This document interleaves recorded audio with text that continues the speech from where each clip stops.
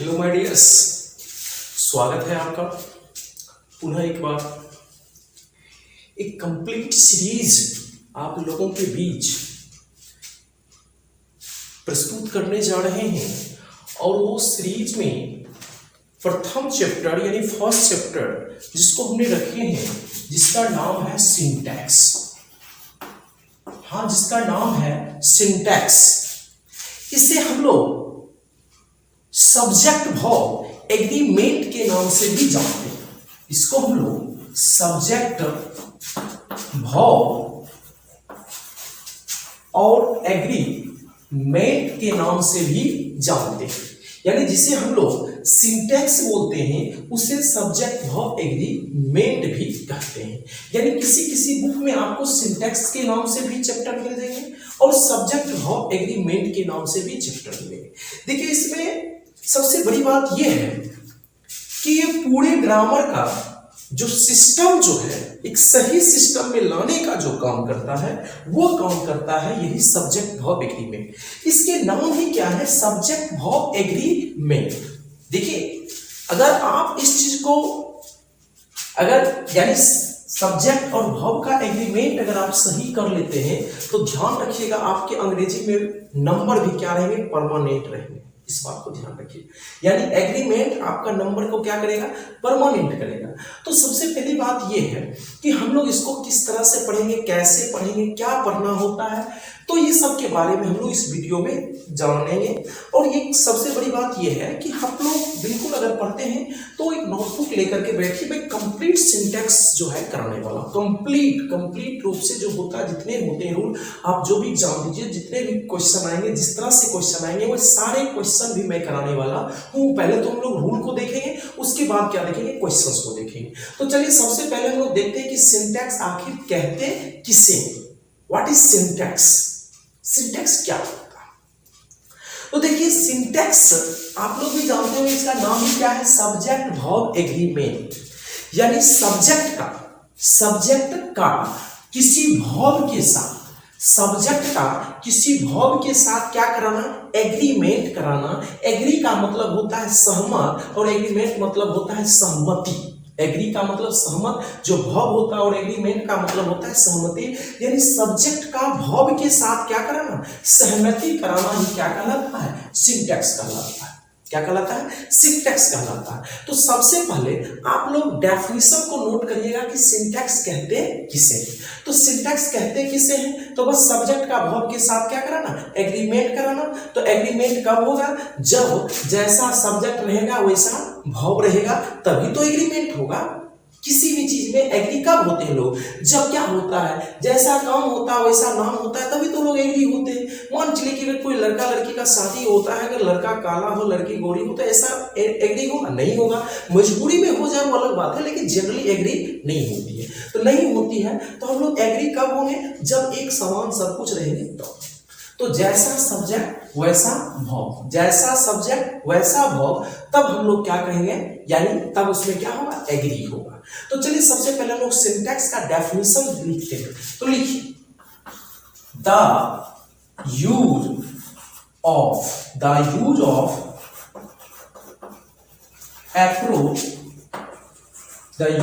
Appropriate verb. The use of appropriate verb मतलब क्या? उचित वर्ब का प्रयोग। The use of appropriate verb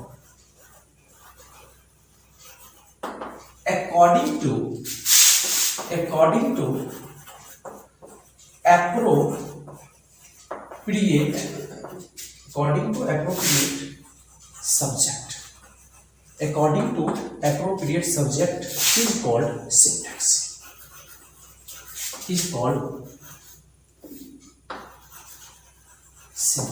जरा समझिए, एप्रोप्रिएट को हिंदी में क्या बोलते हैं? उचित। यानी उचित सब्जेक्ट के अनुसार। अकॉर्डिंग को हिंदी में क्या बोलते हैं? के अनुसार। उचित सब्जेक्ट के अनुसार उचित वर्ब का प्रयोग ही क्या कहलाता है? सिंटैक्स कहलाता है।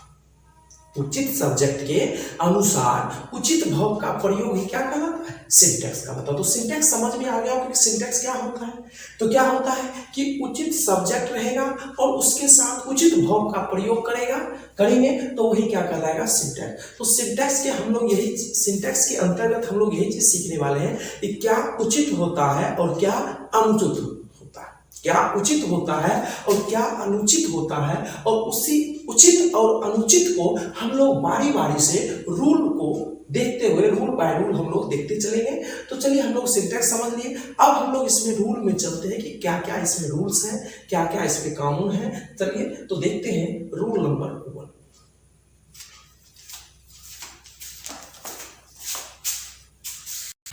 हाँ, तो जैसा कि आप लोगों ने इस सिंटैक्स का डेफिनेशन नोट कर लिए हैं, तो चलिए हम लोग इसके रूल्स के बारे में पढ़ते हैं और बारी बारी से हम लोग रूल्स को देखेंगे पार्ट बाय पार्ट करके। तो चलिए हम लोग रूल नंबर 2 डेफिनेशन उतार लिए हुए आपको, बहुत सुंदर।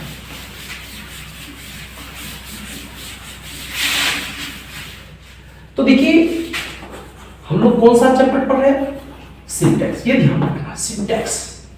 सिंटैक्स मतलब ये हो गया सब्जेक्ट का भाव के साथ क्या कराना, एग्रीमेंट कराना। सब्जेक्ट का भाव के साथ क्या कराना, एग्रीमेंट कराना। तो सब्जेक्ट का भाव के साथ क्या कराना, एग्री कराना। सब्जेक्ट का भाव के साथ क्या कराना, एग्री कराना। तो चलिए इसमें रूल नंबर 1 देखते हैं लोग। Rule number 1। अब देखिए रूल नंबर 1 कहता क्या है, सिंपल सा बात है कि रूल नंबर 1 ये कहता है कि अगर आपका सब्जेक्ट सिंगुलर हो, अगर आपका सब्जेक्ट क्या हो, सिंगुलर हो, तो भाव भी क्या चाहिए, उसे सिंगुलर चाहिए। यानी रूल नंबर 1 हो जाएगा आपका सिंगुलर सब्जेक्ट। क्या हो जाएगा, singular subject gets singular subject gets singular भाव। मतलब ये हो गया कि सिंगुलर सब्जेक्ट को कैसा भाव चाहिए, सिंगुलर भाव चाहिए। अब देखिए हमें कैसे पता चलेगा कि सब्जेक्ट हमारा सिंगुलर है। तो चलिए तो कॉमन सेंस की बात है कि सिंगुलर सब्जेक्ट क्या क्या होती है। जैसे हम लिख रहे हैं राम, क्या हमने लिखे, राम। अब देखिए ये अगर हम इस वाक्य को हम सब यानी इसको हम किसी वाक्य का सब्जेक्ट बनाते हैं, तो जैसे हम लिखे राम इट या इट्स, राम इट या it's uh man, Ram it या इट्स आ मैंगो। तो जरा सोचने वाली बात है, यहां पे हमारा जो राम है ये सेंटेंस का क्या है, सब्जेक्ट। ये सेंटेंस का क्या है, सब्जेक्ट है। और ये हमारा कैसा सब्जेक्ट है, तो सिंगुलर सब्जेक्ट है। कैसा सब्जेक्ट है, सिंगुलर। तो इसे भाव कैसा चाहिए, सिंगुलर चाहिए। यानी इसमें इट क्या हो जाएगा, गलत हो जाएगा, सही क्या हो जाएगा, इट्स हो जाएगा।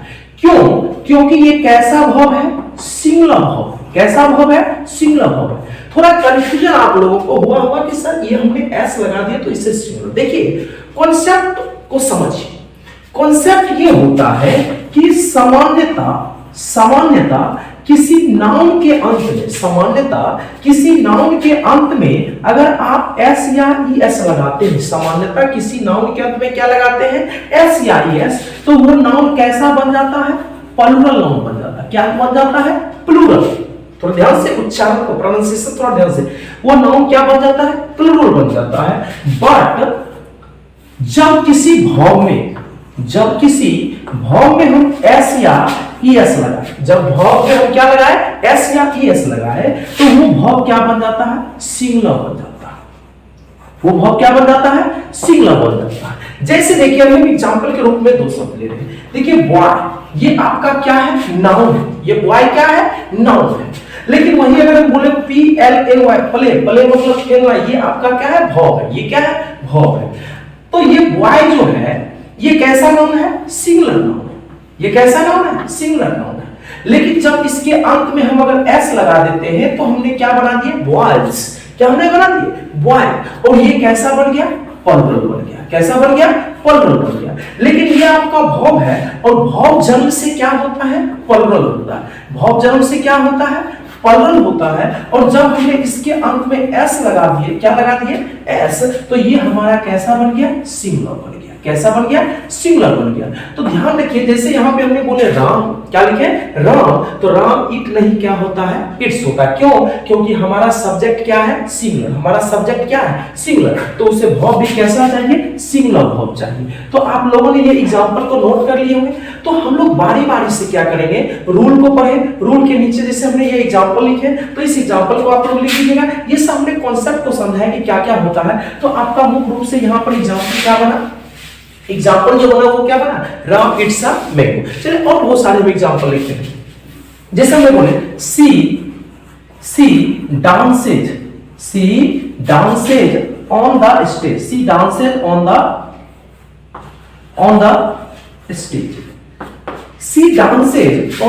stage। तो अब देखिए सी आपका कैसा सब्जेक्ट है, सिंगुलर सब्जेक्ट। सी आपका कैसा सब्जेक्ट है, सिंगुलर सब्जेक्ट है, तो उससे वर्ब भी कैसा चाहिए, सिंगुलर वर्ब चाहिए। तो हमने सी सिंगुलर सब्जेक्ट, तो सिंगुलर वर्ब हमने दे दी। तो बात समझ में आ गया, यानी singular subject singular verb, singular subject singular verb. तो रूल नंबर 1 समझ में आ गया कि सिंगुलर सब्जेक्ट रहेगा तो वर्ब कैसा चाहिए, सिंगुलर चाहिए। चलिए नेक्स्ट रूल की ओर हम लोग अग्रसर होते हैं। रूल नंबर 2, रूल नंबर 2, तो रूल नंबर 2 आपका ये हो जाएगा। तो जैसे हमने बोले कि सिंगुलर सब्जेक्ट सिंगुलर वर्ब लेगा, तो ठीक उसी तरह से ध्यान रखिएगा, प्लुरल सब्जेक्ट, कैसा सब्जेक्ट,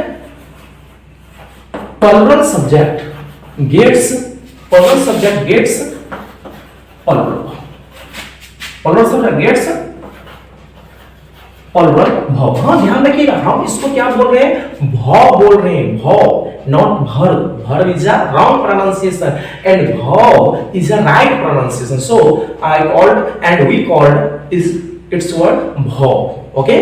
तो verb प्लुरल क्या बोलेंगे इसे, प्लुरल सब्जेक्ट। अगर मेरा सब्जेक्ट क्या हो, प्लुरल हो, तो verb भी उसे क्या चाहिए, प्लुरल चाहिए। यही तो सब्जेक्ट वर्ब एग्रीमेंट है, जैसा सब्जेक्ट वैसा वर्ब, जैसा सब्जेक्ट वैसा वर्ब। तो यही तो हम लोग काम सीखते हैं कहां, सिंटैक्स के अंतर्गत। तो अगर हमारा सब्जेक्ट क्या हो, प्लुरल, तो वर्ब भी उसे क्या चाहिए, प्लुरल चाहिए। बात को समझ में आ गई। जैसे देखिए एग्जांपल हम लोग लिख रहे हैं, जैसे बॉयज, एग्जांपल के रूप में देखिए बॉयज है।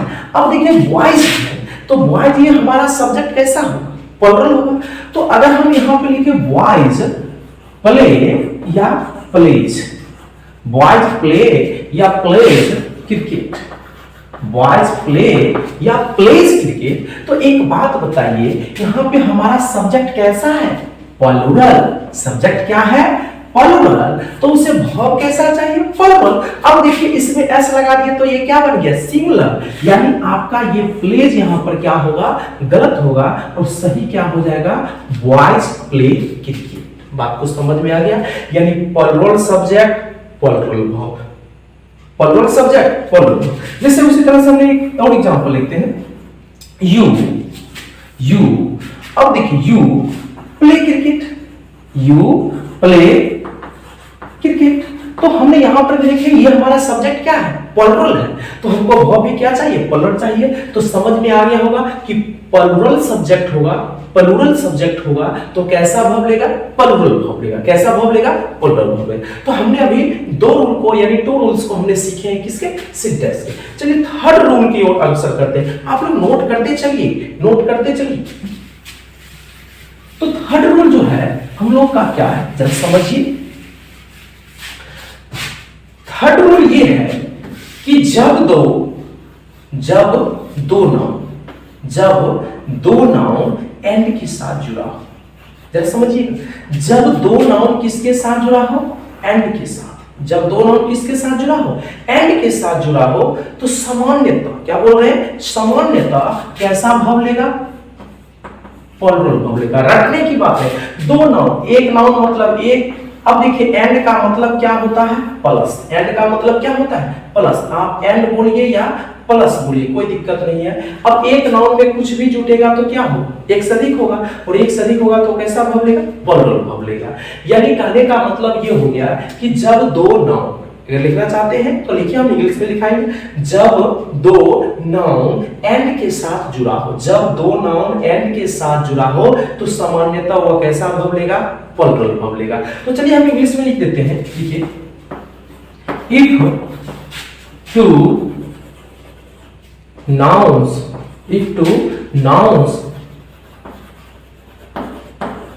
are connected with and. If two nouns are connected with and, in this condition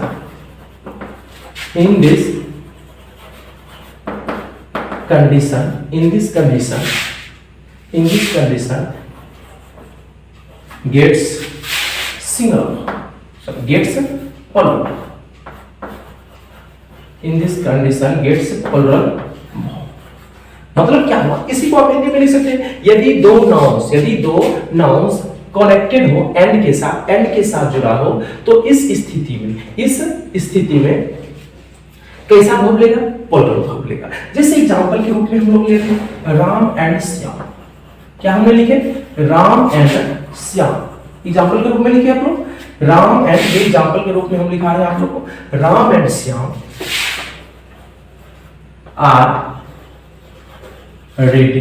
Ram and Shyam are ready. Ram and Shyam are ready. उसी तरह से एक और लिखिए, जैसे हमने बोले राम एंड श्याम।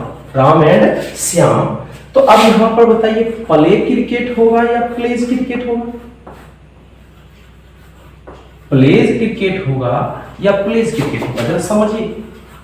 क्या हमने बोले Ram and Shyam play cricket या प्लेज क्रिकेट?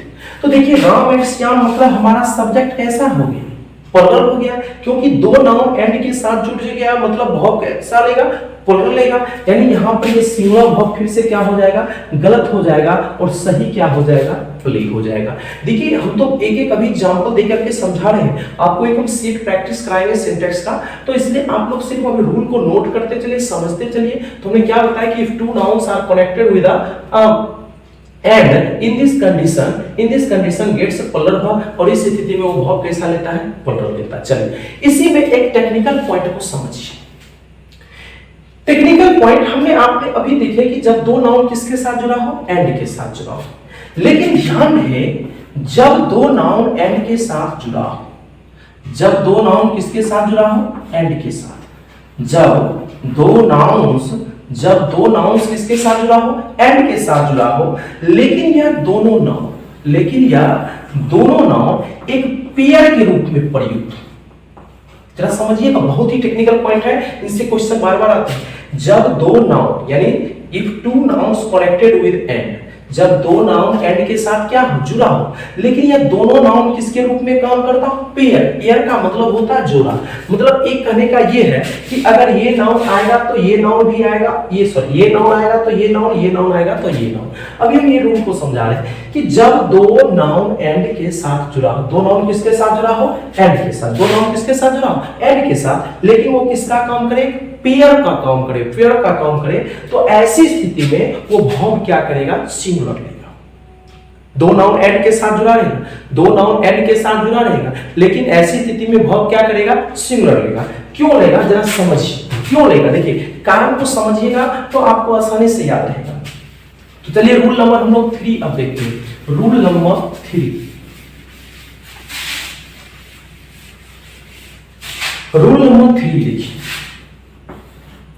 लिखिए if two nouns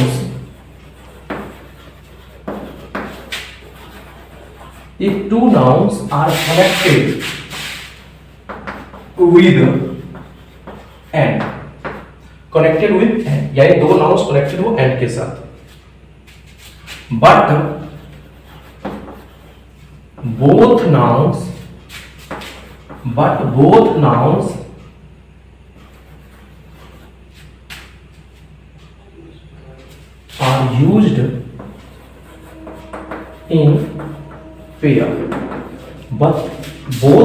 are used in pair, in this condition gets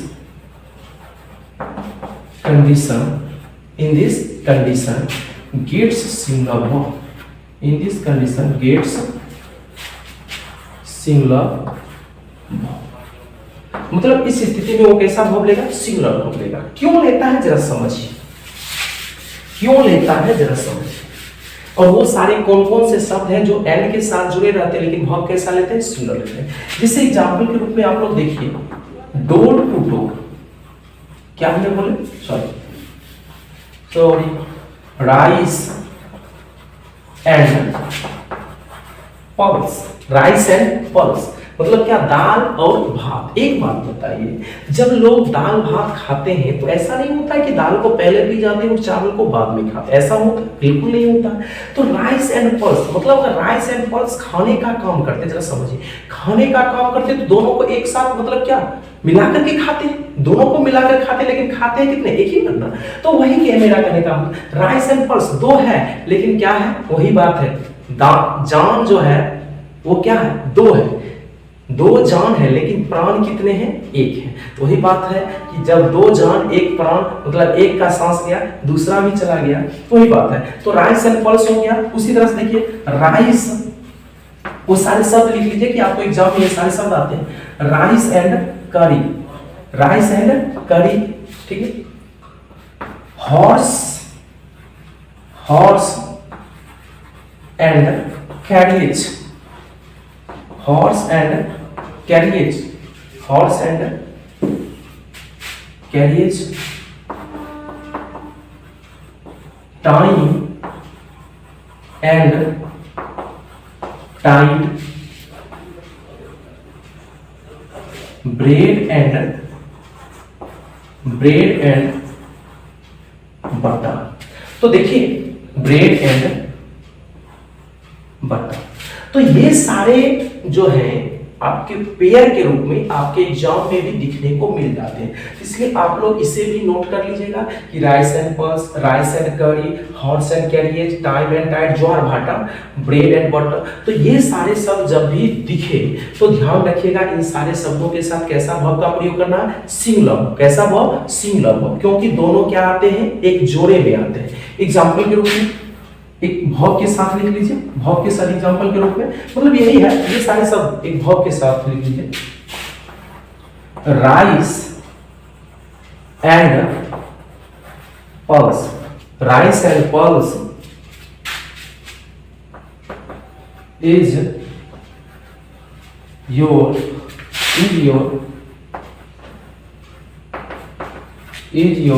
favourite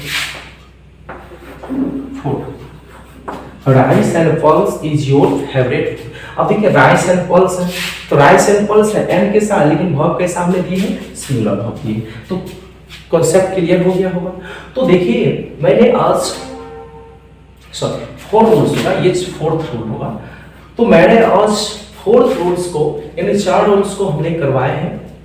ये पार्ट 1 पार्ट 2 करके हमने वीडियो सारे अपलोड करेंगे सिंटैक्स का, तो पार्ट 1 को हम यहीं समाप्त करते हैं, ठीक ना। और हम लोग रेगुलर ये क्लास रहेगा, तो इसी तरह से जुड़े रहिए। अगर अच्छा लगा हो तो लाइक करिएगा। Okay, thank you.